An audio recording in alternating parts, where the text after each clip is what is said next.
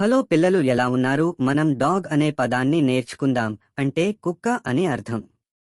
ఒక చిన్న గ్రామంలో కాలా అనే డాగ్ జీవించేవాడు. అతను ఎప్పుడూ తన యజమాని విరాజ్ పక్కన ఉండేవాడు.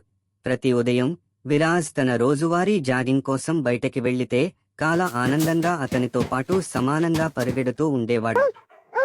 విరాజ్ నిరాశలో ఉన్నప్పుడు కాలా అతనికి దగ్గరగా కూర్చొని తన తల విరాజ్ యొక్క ఒడిలో ఉంచి మౌనంగా ఓదార్పు ఇచ్చేవాడు.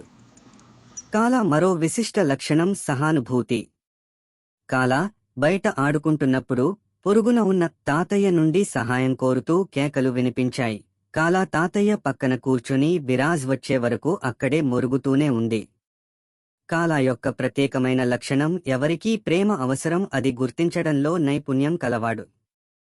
కాలా కేవలం ఒక కుక్క కాదు, అతను ఒక స్నేహితుడు, ఒక రక్షకుడు, మరియు నిబద్ధత, సహానుభూతి, ఆనందం, ప్రేమ యొక్క గుర్తు. అవే అతనిని అంత ప్రత్యేకంగా మార్చాయి.